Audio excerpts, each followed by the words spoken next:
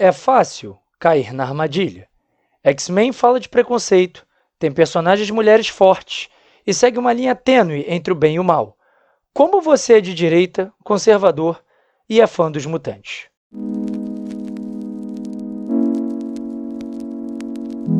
Se olharmos as primeiras histórias e entrevistas de Stan Lee, que criou os mutantes junto com o artista Jack Kirby, fica claro que os personagens eram uma comodidade. Era melhor dizer que nasceram com os poderes do que montar uma origem complexa como a do Homem-Aranha ou do Hulk. Da mesma forma que seria desonesto da minha parte restringir os X-Men somente a uma era que é facilmente esquecível. A coisa foi muito além, e Chris Claremont começou a brincar com os conceitos. Foi a partir de sua era que começaram as famosas comparações de Martin Luther King e Malcolm X com Xavier e Magneto, além dos tais tons de cinza com heróis que podiam matar e vilões que encontravam espaço para a redenção. E sim, o tema do preconceito é relevante para os X-Men. Só que todas essas questões também podem ser uma pegadinha. Preste bem atenção. De forma alguma, Claremont defendeu Magneto. Pelo contrário, o ex-vilão teve de mudar e muito para reencontrar o bom caminho, e sua volta à vilania foi reprovada pelo autor, que tanto trabalhou durante praticamente uma década. E, acima de tudo, podemos fazer um exercício rápido para desbancar essa questão, digamos, política. Se a ideia revolucionária é desbancar um sistema vigente, pois o considera injusto, então os X-Men nunca estiveram tão longe disso. Xavier defende a coexistência e que os mutantes sejam usufrutuários de uma sociedade já pronta. As leis devem se aplicar a todos, inclusive aos mutantes. Se Xavier é comparável a Martin Luther King, as crenças do pastor evangélico definitivamente não eram revolucionárias.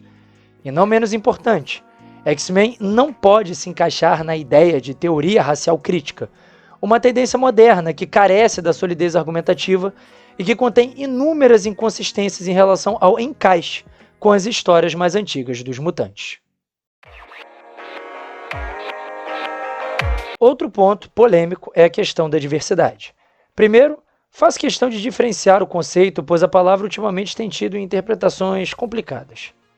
Uma diversidade, de fato, é quando temos realmente diferenças.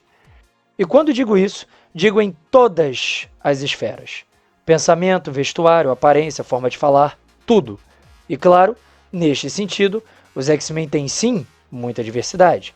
E isso enriquece o time, o tornando incomparável às demais equipes de heróis que não chegam nem próximo disso.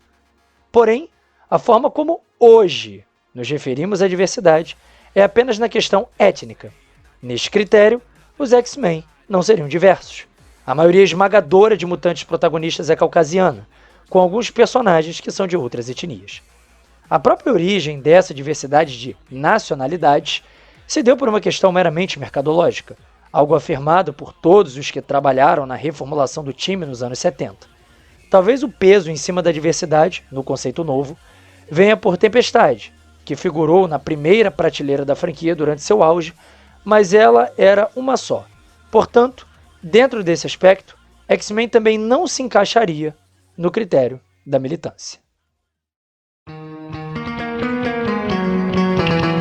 Outro ponto interessante são os temas das histórias, e aqui é impossível defender o argumento político. As melhores histórias não têm qualquer aproximação com temas de engajamento de movimentos sociais, formas de governo ou ciência política.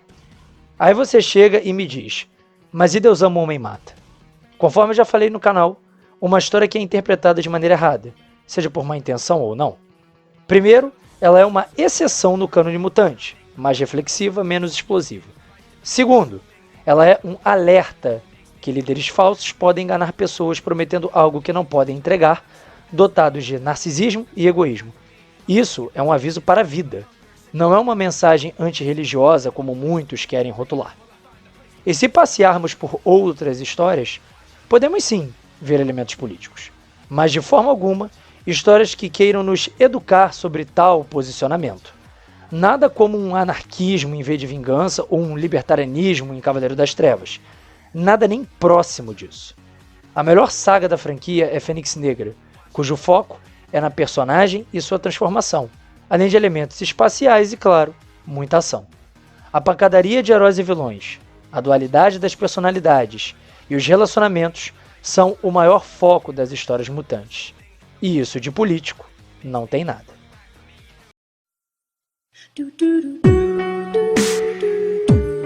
Por fim, as mulheres. Ter personagens femininas fortes não é ser político. Diversas obras na literatura já fizeram isso muito antes da dicotomia conservadora e revolucionária. No caso dos X-Men, é interessante observarmos alguns pontos.